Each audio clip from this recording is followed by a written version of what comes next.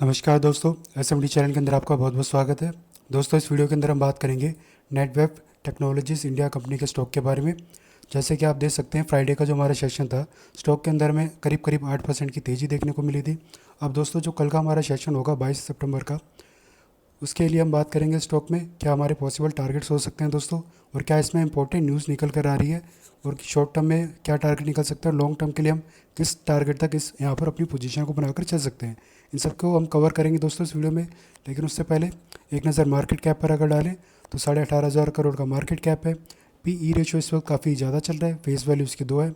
Profit की बात करें दोस्तों, लगातार प्रॉफिट यहाँ पर हमें बढ़ता हुआ देखने को मिल रहा है। प्रमोटर की हिस्सेदारी भी 71% हमें यहाँ पर देखने को मिल जाती है। अब इसके हम चार्ट पर चले दोस्तों। चार्ट पर चलने से पहले मैं आपको बताना चाहूँगा, जो हमारे पुराने व्यूअर्स और सब्सक्राइबर्स हैं उनको ध्यान होगा, जिन्होंने वीडियो देखी थी दोस्तों करीब करीब एक महीना पहले, ये वीडियो हमने यहाँ पर अपलोड करी थी 31 जुलाई के दिन। देख सकते हैं डेट आप यहाँ पर तब हमने अपने 2700 के टारगेट के बारे में बात करी थी कि जल्दी हमें 2700 का टारगेट देखने को मिल सकता है। और उस वक्त 2023 का भाव चल रहा था नेटवेब टेक्नोलॉजीज़ का। और अभी आप देख सकते हैं दोस्तों, 2700 का हमारा टारगेट कंप्लीट हो चुका है। और इस वक्त जो हमें क्लोजिंग देखने को मिली 3,280 के पास देखने को मिल रही है। और 350 का दोस्तों, 3,500 का टारगेट दोस्तों हमारा अगला टारगेट है, यानी कि 3500 का स्टॉक के अंदर। और लेकिन दोस्तों, अभी दो खबरें चलने लग रही है आईटी सेक्टर को लेकर। आपको पता ही है दोस्तों, आईटी टेक की ये कंपनी है। खबर के बारे में बात करें उससे पहले अपने लेवल्स भी एक बार देख लेते हैं दोस्तों। नीचे में हमारे जो तीन जो ब्लू लाइन नज़र आ रही है आपको, ये हमारे इंपॉर्टेंट सपोर्ट लेवल है 1126, 1343 और 1728। और ऊपर में जो ब्लैक लाइन है, ये कभी हमारे रेजिस्टेंस लेवल हुआ करते थे। जिन दोनों का ही दोस्तों आज के टाइम पर हमें अच्छा खासा ब्रेकआउट भी देखने को मिल रहा है। 2019 और 2454 ये दोनों हमारे रेजिस्टेंस लेवल हुआ करते थे, जो अब सपोर्ट का काम करेंगे दोस्तों अब हमारे लिए, अगर इस स्टॉक में हमें गिरावट देखने को मिलती है कल के दिन, यानी 22 सितंबर के दिन। इसमें दोस्तों गिरावट का कल क्या कारण हो सकता है आपको पता ही है दोस्तों। यूएस की तरफ से H1 वीज़ा के रिगार्डिंग एक अपडेट दी गई है पूरी दुनिया को। अपडेट क्या दोस्तों, उन्होंने ऑफिशियली अनाउंस कर दिया गया है।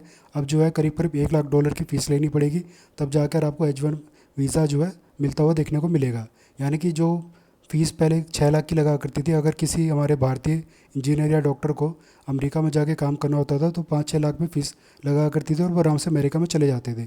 अब वही 88 लाख के आसपास की फ़ीस हो गई है। तो ये खबर चलने लग रही है दोस्तों, कल रात से ही चलने लग रही है। लेकिन एक यू टर्न भी हमें देखने को मिला अमेरिका के एडमिनिस्ट्रेशन के वहाँ से।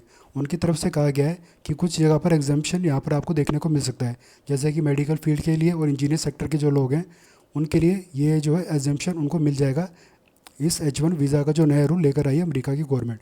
तो अभी कुछ खास क्लैरिटी हमें देखने को नहीं मिल रही है। और अब से कुछ ही देर के बाद दोस्तों नरेंद्र मोदी भी भाषण देने वाले हैं, कुछ देश को संबोधित करने वाले हैं, क्योंकि कल 22 सितंबर है।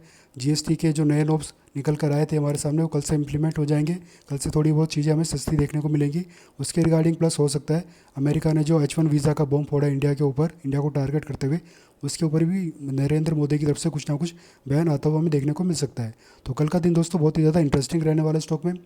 अगर दोस्तों कल के दिन जो खबर निकल कर आ रही है उसके चलते स्टॉक में गिरावट हमें देखने को मिलती है, तो जो हमारे पहले रेजिस्टेंस लेवल थे दोस्तों, जो आपको दिखाई दे रहे हैं 2454 और 2019, ये लेवल काफ़ी इंपॉर्टेंट लेवल रहेंगे हमारे लिए खरीदारी करने के लिए लॉन्ग टर्म के लिए। क्योंकि दोस्तों 3500 का टारगेट कोई लॉन्ग टर्म का नहीं है, अभी शॉर्ट टर्म का टारगेट रह गया है।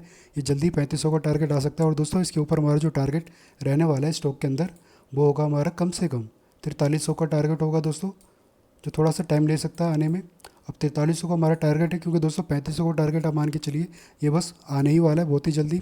और इसके अलावा दोस्तों जो एक इंपॉर्टेंट न्यूज़ निकल कर आ रही है इस कंपनी के लिए, इस कंपनी ने 450 करोड़ का एक ऑर्डर क्लेम करा है। और ये जो ऑर्डर है दोस्तों AI सुपर कंप्यूटर को लेकर हमें देखने को मिल रहा है। लेकिन किस कंपनी की तरफ से आया है दोस्तों, ये ऑफिशियली अभी तक पता नहीं चल पाया है। लेकिन इतना कंफर्म है 450 करोड़ का एक ऑर्डर इन्होंने जीता है अभी हाल ही में, जिससे इस कंपनी को थोड़ा सा बूस्ट और मिलते हुए हमें देखने को मिल सकता है। और नेटवेब टेक्नोलॉजी दोस्तों वैसे भी इनका परफॉर्मेंस जो है हमें पिछले कुछ सालों से काफ़ी अच्छा देखने को मिल रहा है, और बहुत तेज़ी से स्टॉक में हमें तेज़ी का ट्रेंड भी देखने को मिल रहा है। तो अभी दोस्तों इसमें आप अगर सेलिंग साइड के बारे में जाने के लिए सोच रहे हैं तो इसको अवॉइड करें, कोशिश करें इसमें बाइंग साइड में पोजीशन बनाएं। जब भी आपको अब जो हमारे नए सपोर्ट लेवल है, जो हमारे प्रीवियस रेजिस्टेंस थे, अब जो हमारे सपोर्ट का काम कर रहे हैं, या फिर निचले जो सपोर्ट लेवल है, अगर किसी अब जो H1 वीज़ा की न्यूज़ चलने लग रही है, इसके चलते अगर स्टॉक में थोड़ी बहुत कल के दिन यानी 22 सितंबर के दिन थोड़ी बहुत गिरावट हमें देखने को मिलती है, तो कोशिश करिए लॉन्ग टर्म के हिसाब से आप खरीदारी करने की कोशिश करें। और शॉर्ट टर्म के लिए दोस्तों 350 के टारगेट के लिए या फिर जो इसका भी ऊपर का जो लेवल है हमारा 3229 है, तो 3300 के आसपास तक भी आप प्रॉफिट बुकिंग करके एग्जिट कर सकते हैं। तो शॉर्ट टर्म के लिए आपके 3300 और 3500 के बीच में लेवल रहेंगे, और लॉन्ग टर्म में कम से कम 4300 का पहला टारगेट आपका रहेगा, और उसके ऊपर भी टारगेट हमें आते हुए देखने को मिल सकते हैं लॉन्ग टर्म में। तो कोशिश करिएगा दोस्तों लॉन्ग टर्म के हिसाब से आप इसमें खरीदारी करिए, और कल के दिन आपको अपॉर्चुनिटी मिल जाती है निचले लेवल पर खरीदारी करने के लिए। और आप RSI स्ट्रेटजी को अगर यूज़ करना चाहते हैं दोस्तों, तो RSI स्ट्रेटजी हमारी क्या कहती है, RSI 25 और 35 के बीच में अगर हमें देखने को मिल जाए, और शेयर का भाव अपने सपोर्ट या फिर डिमांड रेंज के बीच में हमें देखने को मिल जाए, जो कि डिमांड रेंज है नीचे सारी की सारी, ऊपर में रेजिस्टेंस कोई खास हमें देखने को नहीं मिल रहा,